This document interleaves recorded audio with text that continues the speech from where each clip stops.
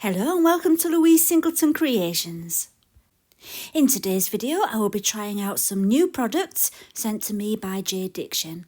I've got some high viscosity UV resin, a brand new UV light, some high gloss epoxy resin and, best of all, some Halloween moulds. So today I will be trying out my new moulds with my high gloss epoxy resin and my brand new UV lamp and UV resin to see how well they all perform.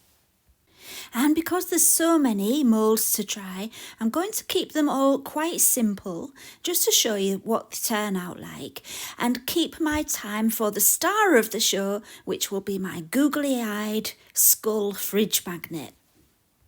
So if that's captured your interest, stay tuned and enjoy the video.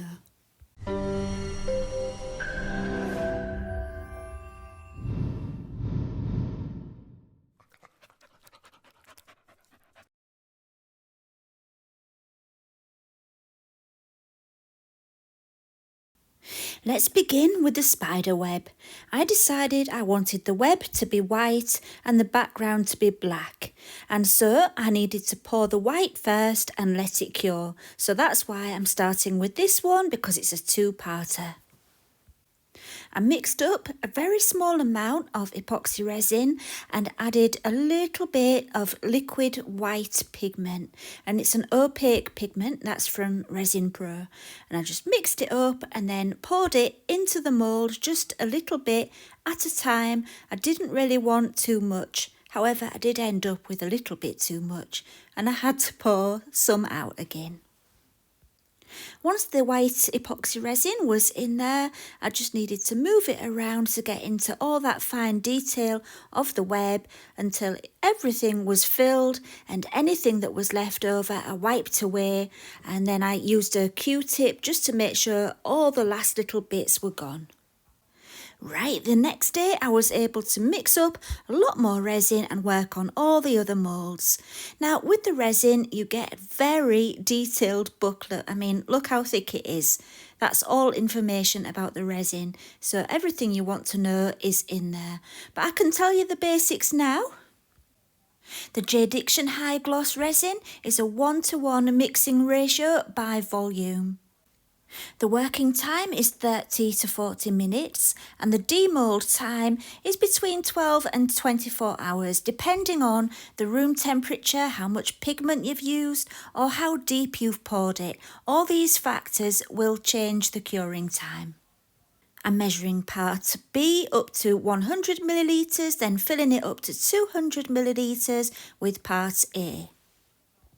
The first thing that impressed me about this resin was that it came in a box, and then the bottles were sealed with cellophane, and then once you got the safety cap off there was that other lid in there as well, which all these things make sure it arrives to you in the bottle and not all over the place. I have had resins arrive to me in the past which have leaked, and you really don't want your resin leaking, and I don't think that that's possible with these bottles. They've been so well thought out and well packaged, and the fact that they come in a box is great because when you're finished you can put them back in the box and it keeps the sunlight off them and makes sure they don't go yellow in the bottle. And speaking of yellowing, JDiction have actually added a different kind of UV inhibitor this time, I believe. I might be wrong, but I think they have. They've been working on it a lot to make sure it's even better than all their other resins when it comes to the anti-yellowing properties. So that's really a good bonus as well. Right, so I gave it a good slow stir for around 3 minutes until it was completely combined and streak-free. So let's start with the first layer of the flat skull coaster. I think it's a coaster. It could be anything really. Mine's actually going to be a fridge magnet. But yeah, not the 3D skull that you'll see in a little while. It's the flat one I'm doing first. So first of all, I added a very shallow layer of resin, just enough to cover the surface. And as you might have noticed, I've got it on my JDiction levelling table, which is really useful if your table's not level, because you don't want the resin to be uneven. So that sorts it out nicely. Next, I poured some resin into 2 separate cups. In one of them, I'm putting some opaque black liquid pigment. It's the Colour Fun pigment from Resin Pro. Just a little bit, you don't need much, it really does go a long way. And then in the other cup, I'm using Gold Glow mica powder from Arteza, and it's such a beautiful colour. Just wait till you see this skull when it's demoulded. It's gorgeous. And as you can see, I was a bit heavy-handed there. I added quite a lot of powder, more than I needed really, but I really wanted this Gold Glow pigment to sink through to the bottom to get the effect that I was after, and it did work. So yeah, I was happy I'd added a bit of the extra powder just to make that happen. So then I added the black around the edges as carefully as I could. I didn't really have a good cup for pouring there, so it was a little bit, a bit messy, but it didn't really matter. You'll see soon that it didn't matter. And then once the black was in, I added the Gold Glow colour to the middle. And then I used my heat gun just to pop any micro bubbles. I've left about 5mm space at the top because I'm going to be putting my magnets on there when it's cured, so I needed a little bit of space, so you'll see that soon. So let's get on to the next one. So with my leftover black, I was now able to fill up my web coaster, and I'm calling it a coaster. I'm not sure it is. I think it's a bit small for a coaster, but I don't know, use your imagination. I'm sure it'll be useful for some kind of Halloween project. So there we go, and that's that one finished. That one was very simple. Now let's get on to the pumpkin. I decided I wanted to make my pumpkin stripy, so I'm using my leftover Glow Gold for my first layer. Now the maximum pouring depth for this resin is 3.8 centimetres, which I think is 1.5 inches. So I wouldn't have been able to do this pour all in one go if I was following the rules anyway. So that's why I'm doing it stripy. So that's the first layer in. Now let's do the skull. Now with these skull moulds, there are so many different techniques you can do for really amazing effects. But for this one, all I wanted to do was pour it clear because I wanted this to be my tester to see how glossy the resin was. I thought it would be the perfect one to look at the glossiness. So it's, I'm not really doing it to make it look gorgeous with all the effects. I'm just doing it clear. And with this one, I broke the rules. I went over the maximum pouring depth. It was a bit of a gamble. You really shouldn't do that. But yeah, I didn't want a join line, and it wasn't much over. It was only a little bit bad. And what I did do was I put it in my pressure pot, because when you're pouring it deep like this, the bubbles really struggle to get out. That's another reason why there's a maximum pouring depth of 3.8 centimetres, because if you go any deeper, the bubbles are going to struggle to get out, as well as the fact that you could get the exothermic reaction happening and it could overheat. So it's not advisable, but yeah, I did it just for once, just for today, just to see if it would work, and that went in my pressure pot. It's the next day and this first layer of resin has cured, and it's time to add the magnets. I'm just putting a mark on the top of each magnet so I don't get mixed up, and I remember to make sure the correct side is facing up. It doesn't matter which side you have as your top side, but just make sure that they're all the same. That's why I'm marking them, and I'm keeping them quite far apart as well, because these magnets are so strong, they will stick to each other very easily. And that's why I'm going to use my glue gun to just hold them in place before I add my resin. I can't just rest them on the coaster and add the resin. They'll all just be attracted to each other and we'll end up in a mess. So I'd glued my magnets into place with my hot melt glue gun. I took some more epoxy resin, the same one as before, the high gloss one, and added some very fine gold glitter. I added plenty because I wanted it to be really glittery, and then I just poured it over. Now, I don't think this mould is designed for you to go over where the eyes are, but I did. I needed it to go over for the idea I had in mind. So I poured it right to the top and carefully went over the eyes, making sure that the whole mould didn't overflow. I then used my leftover glittery resin for the second layer of my pumpkin. Once that layer had cured, it was time for the next one, and what I'm going to do is just go through each one really quickly. The next colour I used was a pigment powder, and it was called Tangerine, and that's from Arteza, and I really like the colour of that one. Once that had cured, I used another Arteza pigment called Caramel, and then I finished it off with the Gold Glow so it was balanced. The top and the bottom were the same. Right, before we demould all of those finished pieces, I'm going to quickly show you how I used the charm mould. I decided to use UV resin for this mould so that I could try out my new UV lamp. Now, before I put any resin in, I'm just brushing some colour onto certain parts of the mould. I thought colour would be nice on this little boiled sweet. I think that's what it is. Well, that's what I've made it anyway.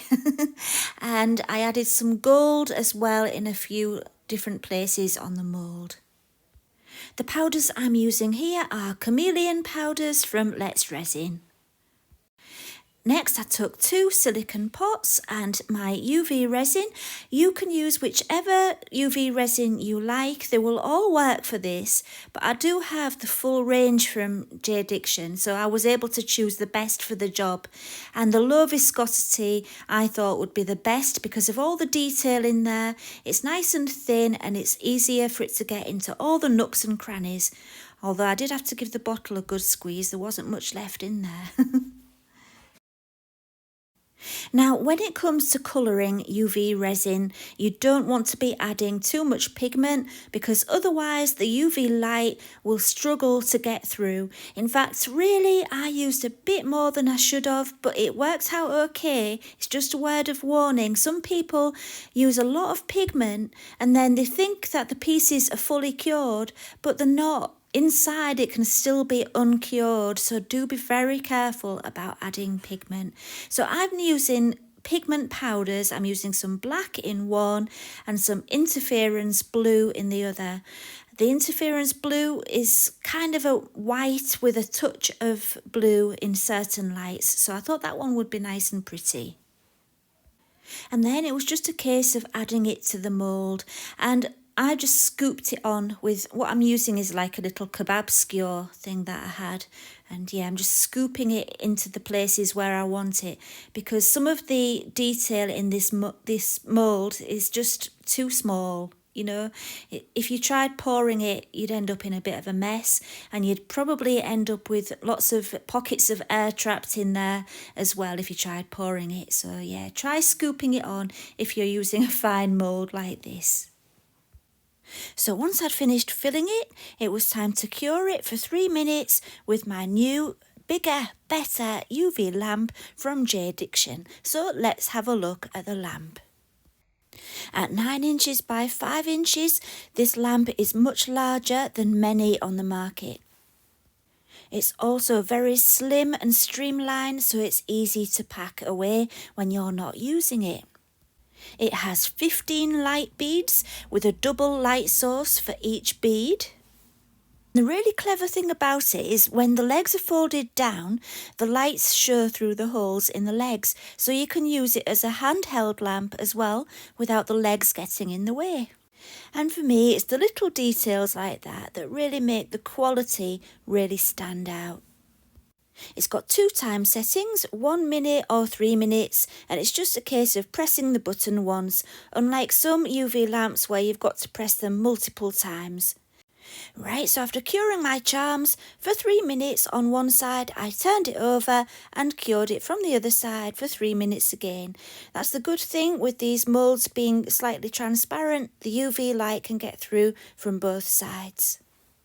Then I added a little more white because that Scream mask one, I think it's called Scream mask, isn't it, from the movie? I've never watched the movie, but you know the one I mean, the face. That's a 2-colour one, so I had to do the black layer first and then the white one, and I'm just filling up the ghost a little bit more as well. And then I cured them again and they were ready. So once they were out of the mould, they looked really nice, but I knew they could look nicer with a top coat of UV resin, and that's where the high viscosity UV resin comes in.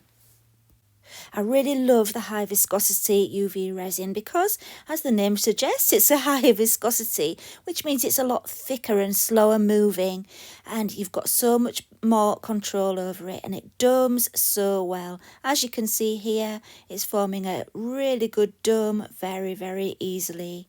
And I did that to all the charms. I'm not going to show you that because you don't need to see all that, do you? It takes too long. So what I'll do is I will cure this one and then I will show you all the charms and see how they turned out. So we have the cat, the mask, the spooky tree, the ghost, the boiled sweet, the coffin, the spider. I added some little sparkling gems for the eyes there. The candle, I painted the flame with acrylic marker. The witch's hat, and the last tree, the crossbones and the moon. Right, so now we'll demould the star of the show and finish this one off, and then we'll unmould the pumpkin and the skull and the web to see how they turned out as well. At this stage I was really hoping I'd managed to achieve the effect that I was after for this skull when I was pouring the black and the gold over the clear resin. I was really hoping it had worked, so let's have a look. Did it? Yes, it did. I was so pleased with the spooky effect I got on there. It's like a spider's web effect and it looks so good. So yeah, I was very, very happy with that, and I was really raring to go with the googly eyes to finish this off.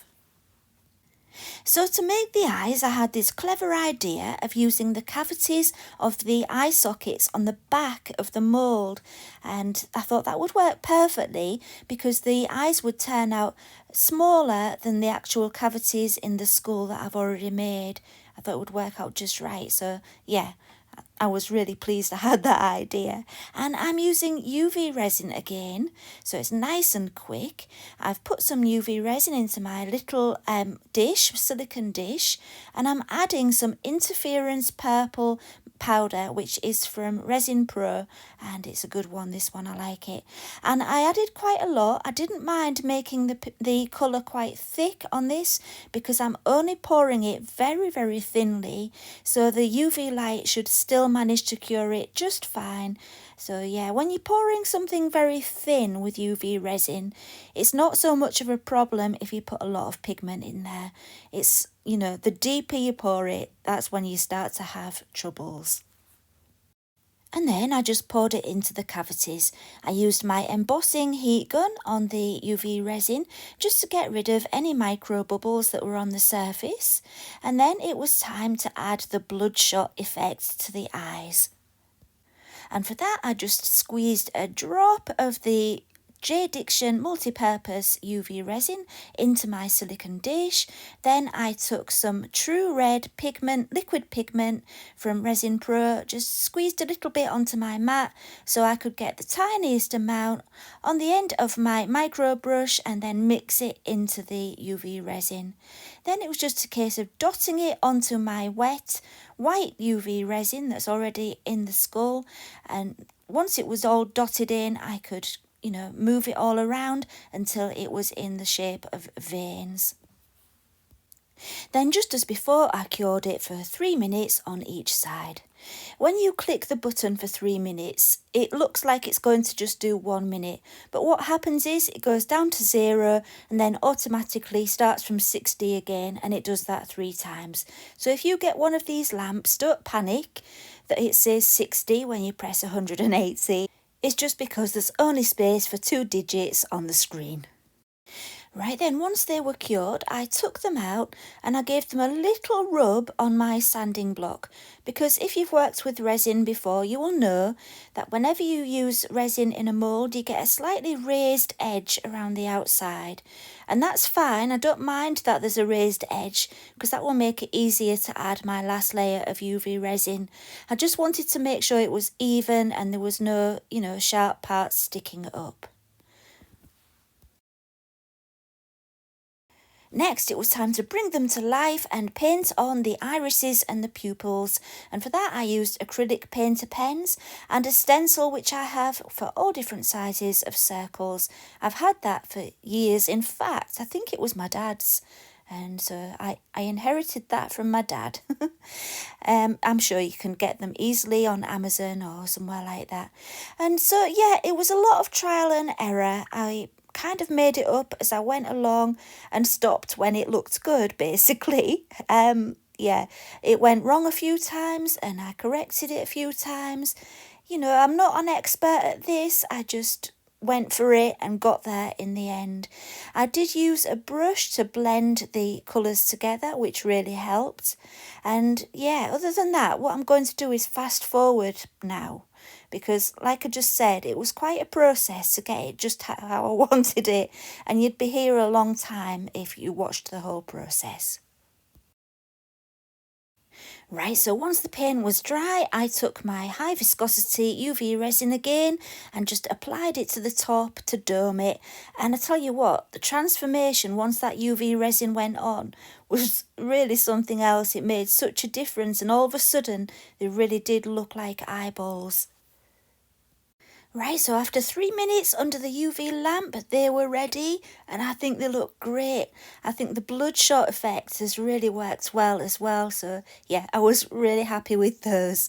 So now it's time to make them into wobbly eyes and attach them to the main skull. And for that, I'm going to make a spring.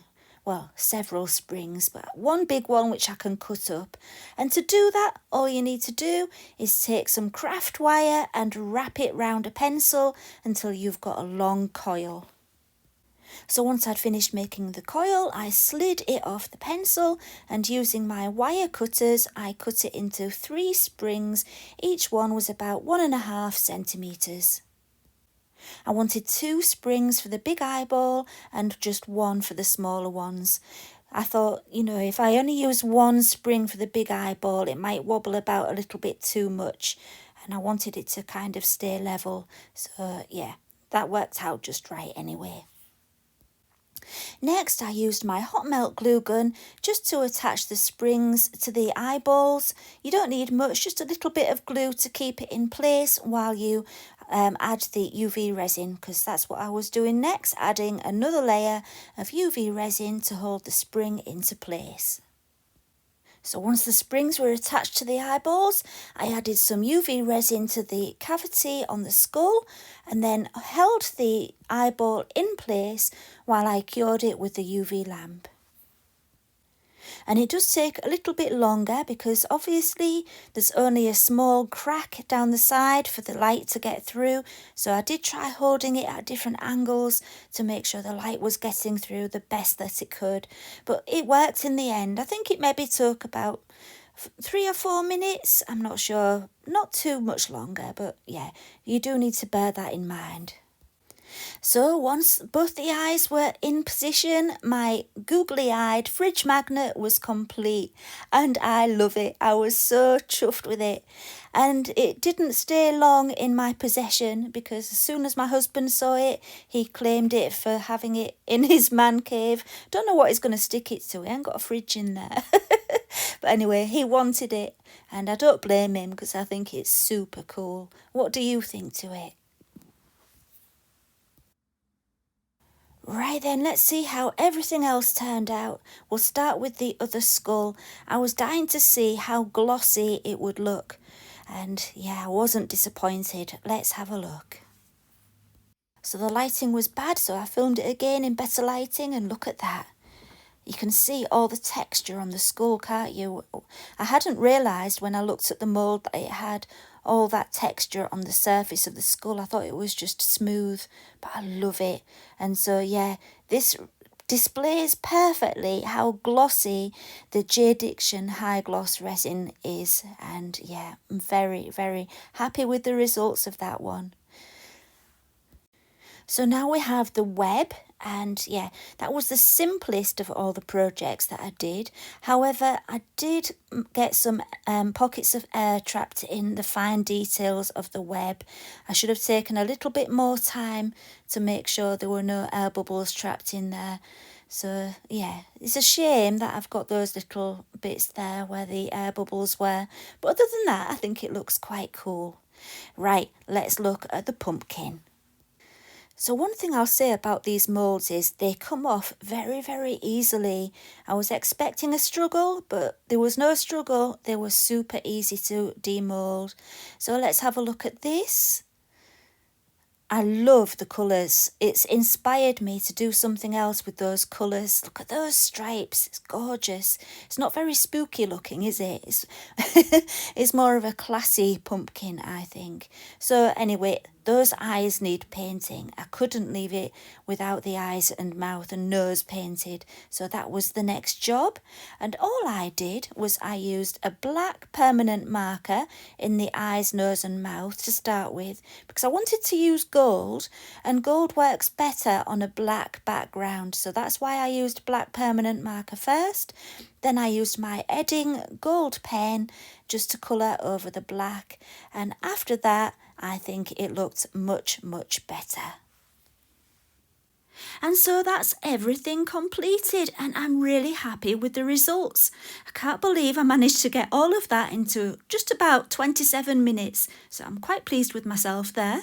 The high gloss epoxy resin was definitely high gloss. I loved the UV lamp, and the moulds, well, they sparked my imagination, didn't they? The links to all the products and the discount codes will all be in the video description. And that's it for this week. Thank you for watching, and bye for now.